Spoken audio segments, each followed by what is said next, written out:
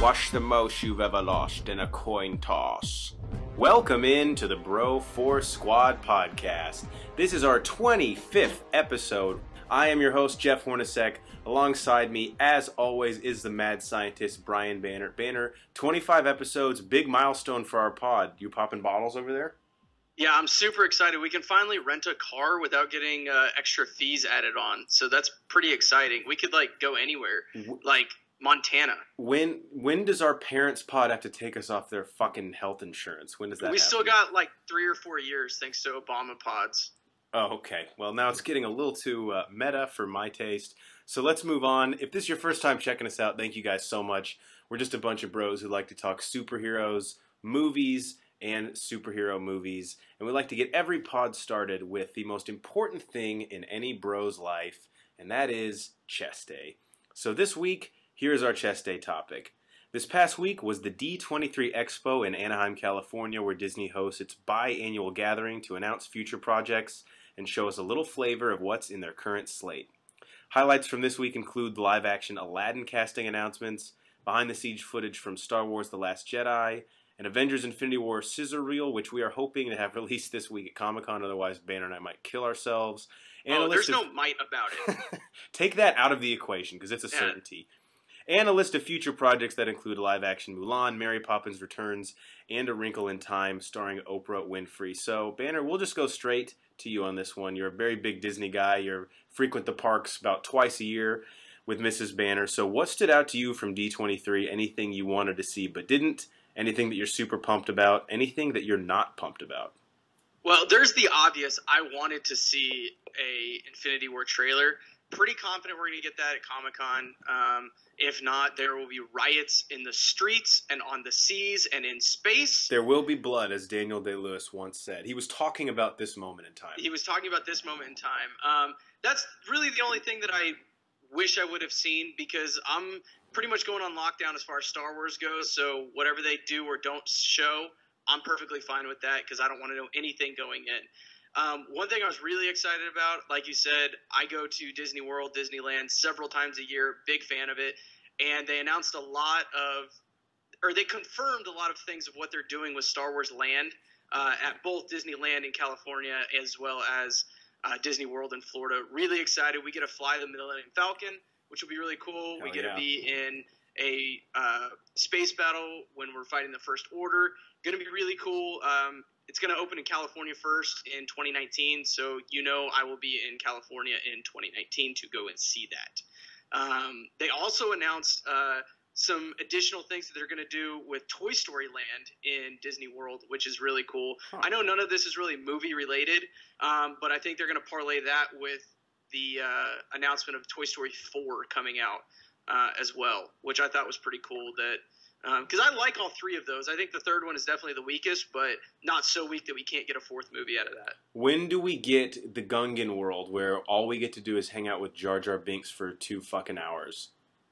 That is coming in 2023. Oh, okay. Well, mark your calendars. Also, if you are actually marking your calendars, don't, because we completely made that part up about Jar Jar Binks. But did we? Maybe we didn't. But maybe we did. So for me, not to be grumpy, I'll just start with a quick negative. I really was not impressed by the A Wrinkle in Time trailer. I'm worried it looks like a repeat of Tomorrowland, that really bad George Clooney movie that came out last year. So bad, and it looks so good. I know, but Oprah looked awesome in it. I love Ava DuVernay, the director of it. She also did Selma and was almost going to do Black Panther until they got Ryan Coogler. Some things I am excited about. So we got a lot of casting announcements for some of their live-action remakes, which I know Geiger doesn't like him on this pod. He thinks that they kind of fuck up the originals. I can't say he's totally wrong, but it's still really exciting to see these cartoons that we loved as kids getting made into live-action movies. Will Smith was announced as the genie in Aladdin. That, to me, is awesome. I'm really excited about that. If Robin Williams, rest in peace, isn't able to reprise his role, a guy like that with that charisma is someone who... I mean, Will Smith doing straight-up comedy again is something I think the world needs, It makes us a better planet. As long as he doesn't try and be Robin Williams, which I don't think he will be. I think he has more respect than that. But that's my only fear, is that he's going to pull from Robin Williams' portrayal of the genie too much. That's my only fear. But again, I'm excited about it. I think it's going to be good. He's going to be like, Aladdin, this is a movie.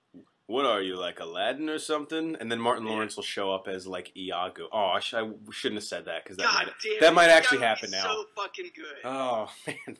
And then one other thing that was confirmed and speculated for a long time is that we are in fact getting a live action Mulan. I know there have been a lot of rumors about it, but until it's actually released on that slate, it's not real. And that's a movie that I think is going to translate to the big screen in terms of live action. Awesome. And I know you and I are both huge fans of the soundtrack on it, so I'm pumped for Mulan. I believe it comes out in 2019. So now, did they announce that that's going to be a musical, or is it just going to be a motion picture? That's actually a good point because we've heard both sides of it. I haven't heard confirmation of either, but if you take the music out of Mulan, then it's still a good story. It is still a good story, but it's basically like putting me back in high school, but like taking away my clarinet. Like it's what made me great. It's what made me kick ass. You know?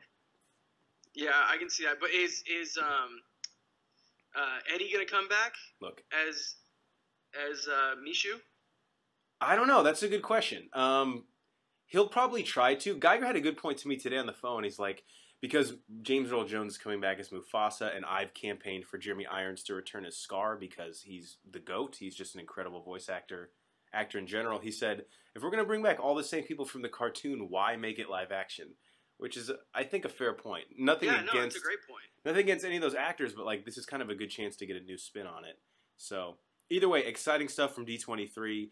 But maybe the coolest thing we got was the trailer that we obviously do not get to see. So if you were at D23, tweet at us. We're jealous as hell, and we want to know what it was like because Banner and I are huge fans of Disney and of the cons and the expos. And I don't know about you, but it's a goal of mine to go to D23 one day. So. All right, that is our chest day topic. Now that the reps are done, we move on to the next thing that any bro does, and that is our protein shake. And this takes us to War for the Planet of the Apes, which crushed this past weekend at the box office, continuing the trend of solid movie after solid movie in the year of 2017. It's the first weekend. It's already grossed just north of $100 million, I believe, $100,400,000 as of this podcast. And it's looking to have legs to do even more this week. Obviously, Dunkirk comes out, but it's kind of alternative programming for the people that don't want to see a war epic. So we searched the internet, found a great question about this movie and some other movies, and we wanted to answer it on pod. This question comes to us from Low Hit Banjari at Low Hit Banner. Is he a relative of yours? You guys have the same last name? Brian? I'm not going to say no, but I'm definitely not going to say yes. Low Hit, if we see you at the Banner Family Barbecue, we'll have to cheers to each other because the odds of two of those last names being real is just too coincidental. Low Hit _ Banner wants to know, guys, what is your all-time favorite movie soundtrack? My favorite is the War for the Planet of the Apes one by Michael Giacchino, which, Banner, I know you praised on our War for the Planet of the Apes review. It's fantastic. Shameless plug, go check out the review. And when Banner's saying it's fantastic, I think he means the score, not our review, but spoiler alert, they both are. And Low Hit also says Blade Runner is the second. Blade Runner is iconic, has this weird 80s techno. Am I on acid? Yeah. Am I not feel? Banner, you're the score guy on this pod. You judge and rate music better than anyone I know. What are your thoughts on this question? So, first off, I agree 100%. War Planet of the Apes was fantastic. Michael Giacchino is a legend in the business. He's really good at taking classics such as Rogue One, Star Wars, and Jurassic Park when he did Jurassic World, and putting his own spin on it and paying tribute to John Williams. In both of those instances, he's done other ones as well, but paying tribute to others, but still making it his own. I think The Incredibles is one of his best scores that he's done. But if we're just going all-time favorite scores in general, I have to go Jurassic Park. That is the theme music running around in my head all day. If we're going straight up, yeah. It's great. Actually, if we're going straight up soundtracks, though, guys, go back and listen to the original Spider-Man, the Sam Raimi Spider-Man. Fantastic soundtrack of actual artists playing music with words and stuff. It's very, very good. But again, I agree with you. War for Planet of the Apes is great. Michael Giacchino is fantastic. Hornacek, what you got for this? Well, real quick, is it Spider-Man 1 or 2 where we get that awesome Nickelback song? And I'm not being sarcastic when I say this. At the time, I thought Nickelback was awesome. So sue me. Take a time machine and go beat the shit out of 8th grade Jeff Hornacek. Where the song where Nickelback goes, and they say that a hero could save us. You know that song? Yeah, I know exactly what song you're talking about. I'm pretty sure that's the second one, but don't quote me on that. All right, well, I'm quoting you on the article that I'm writing. For me, well, this was... said don't quote me, so I don't think you can, like, legally. This was a great question because he says soundtrack too, which you and I were talking before pod about the difference. So mine is one that does both, and that's Tron Legacy. Cheater. Fine. Test me for PIDs. I'll fail. Mine is Tron Legacy. So Daft Punk does both the score and the soundtrack to this. If you want to just like punch through a brick wall and not feel anything because your adrenaline is going so high, listen to this soundtrack. It is incredible. It's upbeat. It just gets you jacked and going. And then there's also some... It's not all instrumentals that they played. Like some of the songs in the soundtrack, I think there actually are some vocals in it. But I didn't even know who Daft Punk was. I guess I was born and raised under a rock before Tron Legacy. But when I heard this, it's just my sound. It's not for everybody, but if you're into it, you're going to be really fucking into it. So check that one out if you haven't. Tron Legacy also underrated movie. I don't know if you liked it, Banner. 100% underrated movie. I was just about to say that's one of those ones I feel like you either love or you hate. Yeah, and I personally loved it, but I love it too. If Geiger's listening at home, you can put Tron Legacy in the Bad Boys 2 bucket of movies that will fucking fight you on if you don't like. Maybe not the same level, but we just like to fight anyway. So yeah. Banner, on to the last segment of the show. I have a quick question for you. Are you sitting down? I am sitting down, yes. Should I stand? Do like a in between. I'll like squat like I'm taking a shit in the woods. Perfect. But the question is, do you even lift, bruh? Bruh. Do you even lift? Bruh. But bruh, of course I lift. Do you lift, bruh? Bruh. And that takes us to our Do You Even Lift, Bruh segment, which is our question and answer segment where Banner and I dig up some of our favorite questions from around the internet and we answer them on the podcast. Our first question comes from Mole, his Twitter name is @CrimsonShorts. Mole wants to know, favorite movie of the last 5 years that we might not have heard of? Banner, we've already established the motif of cheating on this podcast. I'll let you go first because I think we're going to go just outside of that 5-year window because we're like a teenager who loves Good Charlotte. We don't fucking care about the rules. We do what we want. I'm going to go Maze Runner. I think this one actually came out in 2013, 2014, somewhere around there. It's based off of a book, fantastic book. It's actually a series of books. And there's 3 books. They've made 2 movies because the leading actor almost died filming the second one. Yeah. But Maze Runner, I think, is very underrated. Very, very good movie. Didn't do a whole lot in the box office. I'm not exactly sure why. Wasn't a real popular cast. But fantastic movie. It's kind of like a Hunger Games mixed with Lord of the Flies kind of a story. So very, very good, very, very interesting. And if you haven't seen it, I suggest going to see it. It's very, very good. That was a great analogy of the mashup that it is. Mine is a movie that came out 6 years ago. I'm sorry, Crimson Shorts, but please just hear me out. And it's called 10 Years. It's about a group of friends. It's a dramedy, a group of friends who they're still friends, but they've kind of lost touch over the years, and they get back together to go to their 10-year high school reunion. I'm going to read you the cast here, okay? Okay. Oscar Isaac, Channing Tatum, Anthony Mackie, Chris Pratt, Rosario Dawson, Justin Long, Aubrey Plaza, Kate Mara. Holy shit. Unreal. You need to watch this movie tonight with your wife. You'll laugh, you'll cry, you'll love it. It's an incredible movie. And I can honestly say Channing Tatum is the star of it, but all those other actors have prominent roles. It's not like anyone shows up for 5 minutes and then leaves. 10 Years is the movie. Go fucking watch it if you haven't. It's incredible. I've seen it 5 times the last 2 years. That's crazy. It killed at the box office, too. Yeah, and Oscar Isaac, no, I don't want to spoil it. Go see it. And Crimson Shorts, if you can tweet at us afterwards, let us know what you think, because I love the movie. All right, our next question comes to us from Drake Frems, @TheFremsCritic, and he wants to know, what's the most underrated comedy of the 2010 to 2017 genre? I'll take this one first. I'm going to stick on the Chris Pratt motif. A movie that a lot of you might not have heard of. It's called Take Me Home Tonight with so good. Chris Pratt, Topher Grace, Dan Fogler. It steals the show. It's the funniest he's ever been. And Anna Faris. And it's actually where Chris Pratt and Anna Faris met. And they're married now with a kid.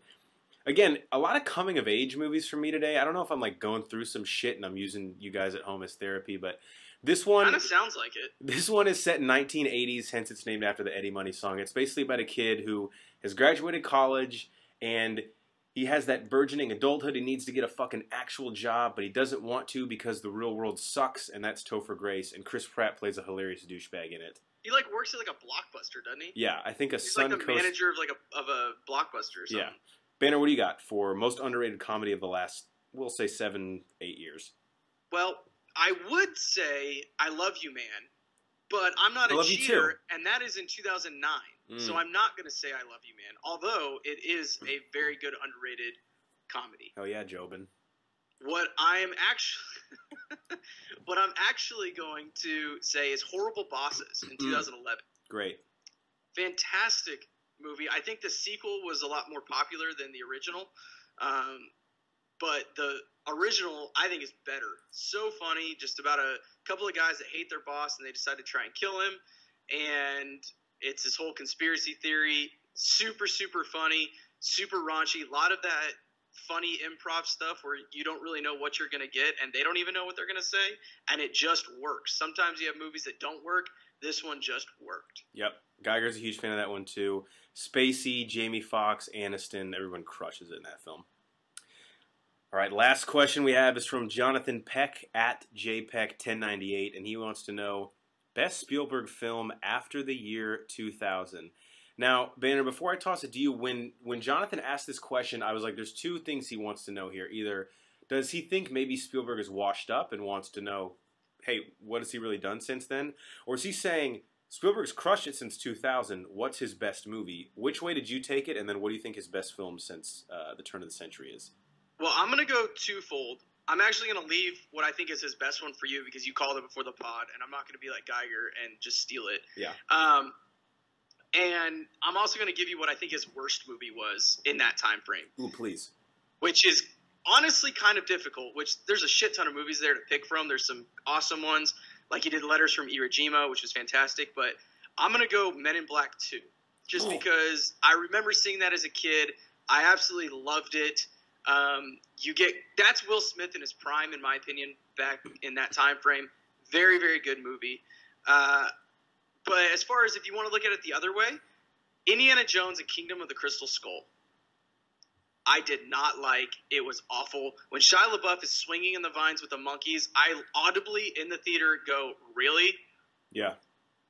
It was really, really bad. It was rough. I'm still angry about it.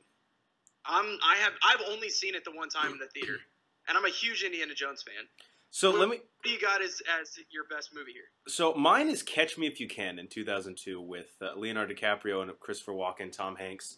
An incredible movie, but here's some other movies that I'm not including in this list, and you'll notice that the last 1, 2, 3 were all nominated for Academy Awards for Best Picture.